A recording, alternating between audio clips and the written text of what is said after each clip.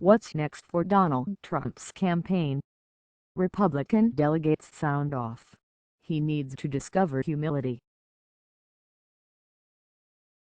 Donald Trump promised Republicans an entertaining showbiz spectacle at their national convention. But as the confetti is swept up in Cleveland and Trump's presidential race heads toward Election Day, the hiccups of this pivotal week have some Republican delegates wondering if their nominee can get his campaign in order, let alone run the nation. First, the Trump employee admitted to plagiarizing passages of Melania Trump's convention speech from Michelle Obama's 2008 convention speech. 2 days later, Trump gave the coveted primetime speaking slot to rival Senator Ted Cruz, only to have the Texas senator use the platform for pointedly refusing to endorse Trump. "I think Trump needs to apologize to Ted Cruz after the horrible, goofy and immature comments Trump made about Heidi Cruz's looks and Cruz's father playing a role in John F. Kennedy's assassination," says Jacob Rossi, 19, the Texas delegate and political science major at Texas A&M.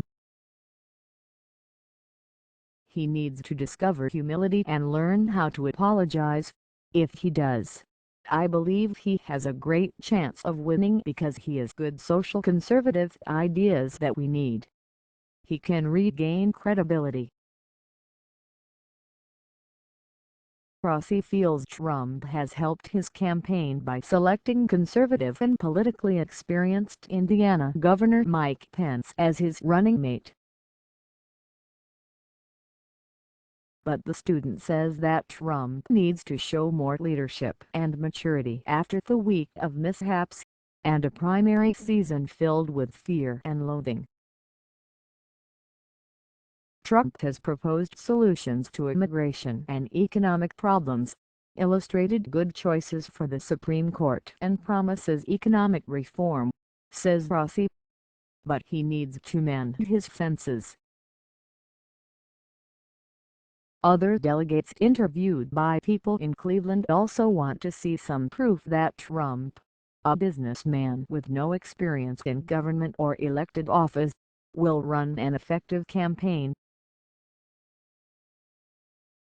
"It might be helpful if he tones down," says Nicholas Allman, 23, the Texas delegate and Trinity University student. Donald Trump is Donald Trump, and it is in his nature to talk off the cuff. It has helped him so far, but he now has an uphill battle. He has to convince the general public he can run an effective operation.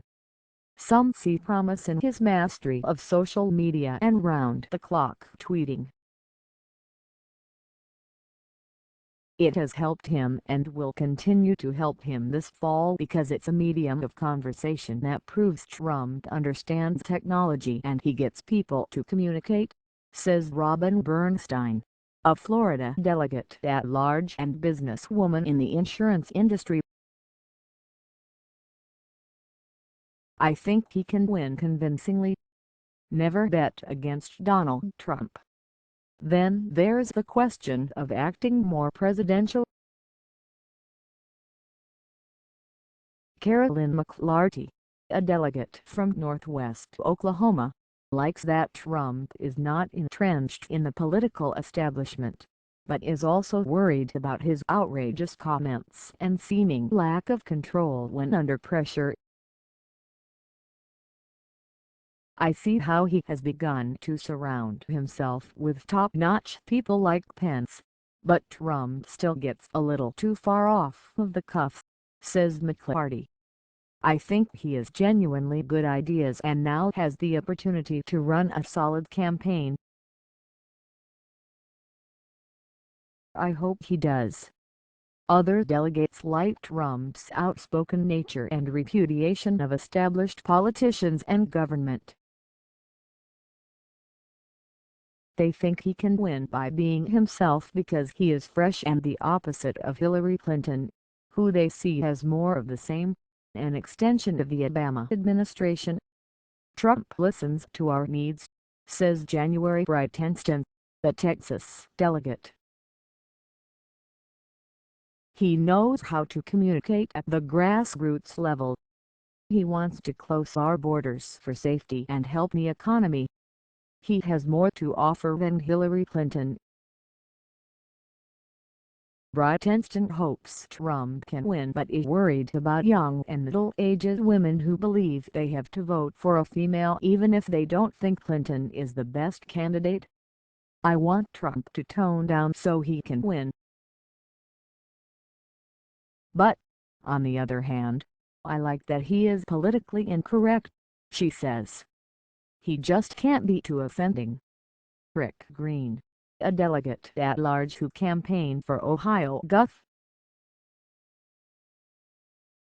John Kasich, had initial reservations about Trump and his off-the-cuff remarks yet feels more secure now that Pence is on the ticket.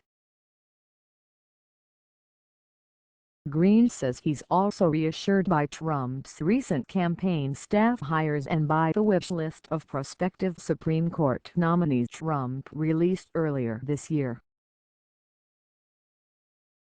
I trust the judgment of people Trump has on board, says Green, 45, who is chairman of the Massachusetts Fiscal Alliance, the respected political education group. But moving to Trump from Kasich has been more of a crawl than a sprint for this self-made businessman. It's a process for me, but Trump has my vote.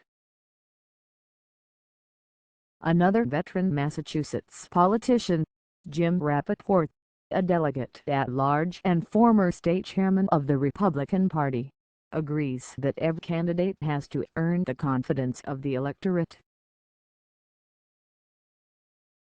Trump hasn't earned mine yet, but he is getting warmer with the selection of Pence and his conservative choices for the Supreme Court, says Rappaport. I have a visceral problem with some of the mocking comments he has made, especially about a reporter with disabilities and John McCain, who is a war hero.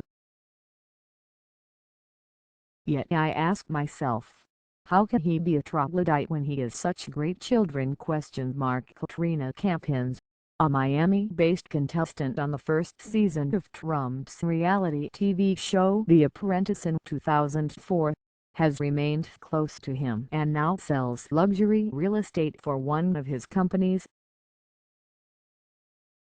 Over the years, she has watched him in action and worked with his children. She has no doubt he will run the country efficiently, treating it like a business and improving the way of life for citizens of all ages. People are looking at Trump and feel happy that he has the passion, ability and track record to get the country back in order, says Campins, 36. They like that he speaks from the heart. We need that.